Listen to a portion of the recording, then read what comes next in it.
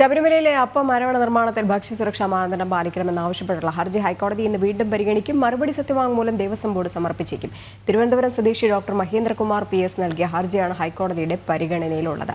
അപ്പം അരവണ നിർമ്മാണത്തിന് ഉപയോഗിക്കുന്ന ഭക്ഷ്യവസ്തുക്കളുടെ ഗുണനിലവാര പരിശോധനയ്ക്കായി അത്യാധുനിക ലബോറട്ടറി സ്ഥാപിക്കണമെന്നും ഹർജിയിൽ ആവശ്യമുണ്ട്. കിരൺ കുമാർ ചേരുന്നുണ്ട്. കിരൺ, ഈ വാർത്ത ആദ്യം പുറത്തുവിട്ടത് ജനൻ TV-യാണ്. അതിനുശേഷം പ്രതികരണമുണ്ടായിരുന്നു ഇന്നലെ ദേവസ്വം ബോർഡ് പ്രസിഡന്റ്. ഇങ്ങനെ ഒരു സംഭവം ഉണ്ടായത് ഖേദിക്കുന്നുവെന്ന് അദ്ദേഹം പറയുന്നതിനോടൊപ്പം തന്നെ ഇനി വരും ദിവസങ്ങളിൽ ഈ അപ്പം അരവണ നിർമ്മാണത്തിൽ അത് സുഗമമായിട്ട് അല്ലെങ്കിൽ കാര്യക്ഷമമായിട്ട് മുന്നോട്ട് കൊണ്ടുപോകാൻ വേണ്ടിയിട്ടുള്ള നടപടികൾ എന്തൊക്കെ എടുക്കുമെന്നുള്ള കാര്യം അദ്ദേഹം പറഞ്ഞിട്ടുണ്ടായിരുന്നില്ല. ഒപ്പം ഇന്ന് ഹർജി പരിഗണിക്കുമ്പോൾ എന്തൊക്കെ കാര്യങ്ങളായിരിക്കും ദേവസ്വം ബോർഡ് പറയുന്നത്?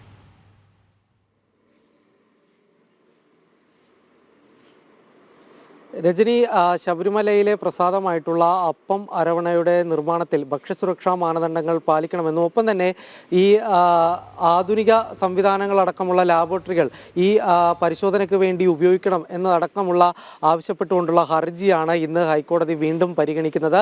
തിരുവനന്തപുരം സ്വദേശിയായിട്ടുള്ള ഡോക്ടർ മഹേന്ദ്രകുമാർ നൽകിയിട്ടുള്ള ഹർജി കഴിഞ്ഞ ദിവസം കോടതിയിൽ എത്തിയിരുന്നു. ഈ ഹർജിയെ തുടർന്ന് ദേവസ്വം ബോർഡിനും ഒപ്പം തന്നെ ഭക്ഷ്യസുരക്ഷാ കമ്മീഷണർക്കും FSSAIക്കും ഹൈക്കോടതി നോട്ടീസും നൽകിയിരുന്നു. പ്രധാനമായിട്ടും ദേവസ്വം ബോർഡും ഒപ്പം തന്നെ ഭക്ഷ്യസുരക്ഷാ വകുപ്പും അറിയിച്ചിരുന്നത് 2 ആഴ്ചയോളം സമയം വേണം ഈ ഹർജിയിൽ മറുപടി നൽകാൻ എന്നുള്ളൊരു കാര്യം തന്നെയായിരുന്നു. ഏതായാലും ഇതിനിടയിൽ തന്നെയാണ് കഴിഞ്ഞ ദിവസം ശബരിമലയിൽ നിന്ന് വാങ്ങിയ പ്രസാദത്തിൽ പൂപ്പൽ കണ്ടെത്തിയ സംഭവവും ഉണ്ടായിരുന്നത്. ഈ കാര്യത്തിലും ഹൈക്കോടതിയുടെ രൂക്ഷമായ വിമർശനം ദേവസ്വം ബോർഡിന് കേൾക്കേണ്ടി വന്നിരുന്നു.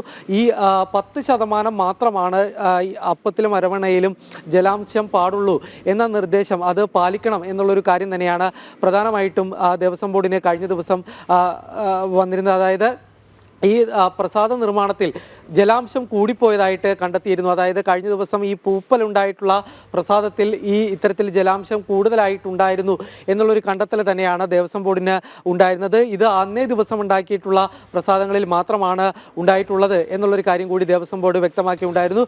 ഏതായാലും ഈ ഹർജി സംബന്ധിച്ചുള്ള കാര്യങ്ങളിൽ ഇന്ന് ദേവസ്വം ബോർഡ് മറുപടി സത്യവാങ്മൂലം നൽകും എന്ന് തന്നെയാണ് പ്രതീക്ഷിക്കുന്നത്. ഈ കാര്യങ്ങൾ തന്നെ ചൂണ്ടിക്കാണിച്ചുകൊണ്ട് തന്നെ ഭക്ഷ്യസുരക്ഷാ കാര്യങ്ങളിൽ കൃത്യമായ ഒരു മാനദണ്ഡം പാലിക്കും എന്ന് അടക്കമുള്ള കാര്യങ്ങൾ വിശദീകരിച്ചുകൊണ്ടുള്ള റിപ്പോർട്ടായിരിക്കും ദേവസ്വം ബോർഡ് നൽകുക എന്ന് തന്നെയാണ് പ്രതീക്ഷിക്കുന്നത്. കിരൺ, ഇത് ആദ്യമായിട്ട് നടക്കുന്ന ഒരു കാര്യമല്ല. കാരണം എല്ലാ മണ്ഡല മകരവിളക്ക് കാലത്തിനും അല്ലെങ്കിൽ ഈ ഒരു സമയത്തൊക്കെ തന്നെ ഇങ്ങനെ പ്രശ്നങ്ങൾ ഉണ്ടാവും. അപ്പോഴൊക്കെ തന്നെ ഹർജി പരിഗണിക്കും, കോടതിയിലെത്തുകയൊക്കെ ചെയ്യും. പക്ഷേ ഇതിന് ശാശ്വതമായ ഒരു പരിഹാരമാണ് വേണ്ടത്. അല്ലാതെ ഈ മല കയറി എത്തുന്ന ഭക്തരെ ഇത്തരത്തിൽ ദ്രോഹിക്കുന്ന നിലപാടല്ല വേണ്ടത്.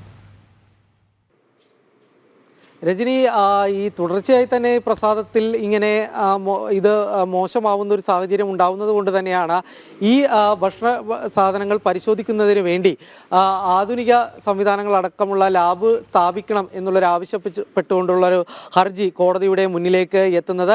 ഏതായാലും ഈ ഹർജി പരിഗണിക്കുന്ന സമയത്ത് തന്നെ നേരത്തെ ദേവസ്വം ബോർഡ് തന്നെ വ്യക്തമാക്കിയ ഒരു കാര്യമുണ്ട്. ഭക്ഷ്യ സാധനങ്ങൾ പ്രത്യേകിച്ച് അപ്പം അരവണ പ്രസാദം കാര്യങ്ങൾ നിർമ്മാണത്തിൽ ഇത് ഓരോ ദിവസവും കൃത്യമായ പരിശോധന നടത്തിയതിന് ശേഷമാണ് ഇതിൻ്റെ നിർമ്മാണം നടന്നു വരികാറുള്ളത് എന്നുള്ളൊരു കാര്യം തന്നെയാണ് ദേവസ്വം ബോർഡ് അവകാശപ്പെടുന്നത്. ഇതിനിടയിൽ പോലുമാണ് ഈ കഴിഞ്ഞ ദിവസം പ്രസാദം പൂപ്പൽ പിടിക്കുന്നതായിട്ടുള്ളൊരു സാഹചര്യം ഉണ്ടായിരുന്നത്. എന്നാൽ അതിനെക്കുറിച്ച് നൽകിയിട്ടുള്ളൊരു വിശദീകരണം ഈ 12.6% ഇതിലെ ജലാംശം കൂടിപ്പോയതാണ് ഈ ഒരു പ്രശ്നത്തിന് കാരണം എന്നുള്ളതാണ്. അത് വരും ദിവസങ്ങളിൽ ആ കാര്യം പരിഹരിച്ചിട്ടുണ്ട് എന്നുള്ളൊരു കാര്യം കൂടി ദേവസ്വം ബോർഡ് പറയുകയുണ്ടായിരുന്നു. എന്നിരുന്നാൽ പോലും ഈ കാര്യങ്ങളിൽ ഓരോ ദിവസവും അവിടെ ഉണ്ടാക്കുന്ന പ്രസാദത്തിൽ അത് ഈ കൃത്യമായ മാനദണ്ഡം പാലിക്കപ്പെടുന്നുണ്ട് എന്ന് ഉറപ്പുവരുത്തുന്നതിന് വേണ്ടിയുള്ള ഒരു ആധുനിക സംവിധാനം, അതിനുവേണ്ടി ആധുനിക ലാബ് തന്നെ വേണം എന്നുള്ളൊരു ആവശ്യം തന്നെയാണ് ഏതായാലും ഹൈക്കോടതിയിലെത്തിയിട്ടുള്ള ഈ ഹർജിയിൽ ആവശ്യപ്പെടുന്നത്. ഏതായാലും ഈ കാര്യങ്ങളിൽ വിശദമായിട്ടുള്ളൊരു കാര്യം സർക്കാരിന്റെ ദേവസ്വം ബോർഡിന്റെ ഭാഗത്ത് നിന്ന് ഉണ്ടാകും എന്ന് തന്നെയാണ് പ്രതീക്ഷിക്കുന്നത്. ശരി കിരൺ.